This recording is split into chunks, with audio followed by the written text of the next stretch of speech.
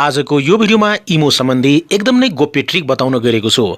तपाईले चाहिँ इमो एप्लिकेसनमा केटी साथी बनाउन सक्नुहुन्छ, केटा साथी बनाउन सक्नुहुन्छ। यदि तपाईले धेरै भन्दा धेरै साथीहरु बनाउन चाहनुहुन्छ भने पक्कै पनि इमोमा कसरी गर्न सक्नुहुन्छ, पक्कै पनि यसको बारेमा आज म एकदम नै सिक्रेट ट्रिक बताउन गएको छु। जस्तै कि सबभन्दा पहिले तपाईले इमोलाई ओपन गर्नु होला। तर इमोलाई ओपन गर्नु भन्दा पहिले तपाईले प्ले स्टोरमा जानु होला र इमोलाई यसरी अपडेट गर्नु होला। देख्न सक्नुहुन्छ इमोको अपडेट आएको हुन्छ, अपडेट गर्नु होला।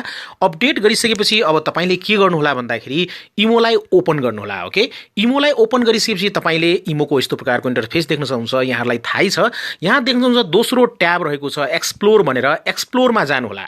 एक्सप्लोरमा गइसकेपछि अब तपाईले यहाँ देख्न सक्नुहुन्छ यहाँ चाहिँ 11,28,711 अहिले चाहिँ ग्रुप चाहिँ रहेको छ। यो ग्रुपमा तपाईले च्याट गर्न सक्नुहुन्छ र यसरी पनि साथी बनाउन सक्नुहुन्छ। जस्तै यसमा टच गर्नु होला र तपाईले यहाँ चाहिँ एलाउ गर्नुपर्ने हुन्छ। लोकेसनको म एलाउ गर्दिन, नो भन्छु र तपाईले यहाँ धेरै प्रकारको ग्रुप देख्न सक्नुहुन्छ इमोमा। यसरी यो ग्रुपमा तपाईले जोइन भएर पक्कै पनि तपाईले साथी बनाउन सक्नुहुन्छ, केटी साथी र केटा साथी। म ब्याक गर्छु र त्यस्तै तपाईले यहाँ चाहिँ दोस्रो अप्सन देख्न सक्नुहुन्छ हु इज अनलाइन भनेर।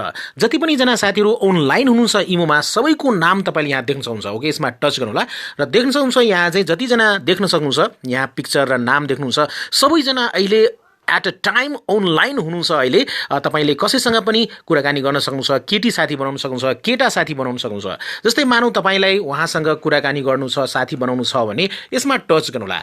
टच गरिसकेपछि तपाईले यहाँ चाहिँ तल देख्न सक्नुहुन्छ से हाई रहेको छ, से हाई गर्नु होला र यसरी चाहिँ देख्न सक्नुहुन्छ से हाई भइसकेको छ। यस्तै गर्न तपाईले कम्तीमा 6-7 जना साथीलाई यसरी चाहिँ तपाईले से हाई मा टच गरेर यसरी गर्नु होला।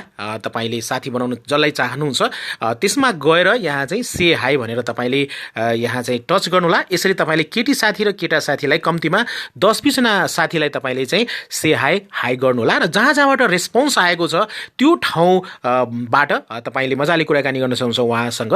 जस्तै कि यसमा तपाईले यहाँ से हाई भन्नुभएको छ भने उताबाट यदि रेस्पोन्स आयो भने पक्कै पनि तपाईले अब चाहिँ उहाँसँग कुराकानी गर्न सक्नुहुन्छ, साथी बनाउन सक्नुहुन्छ।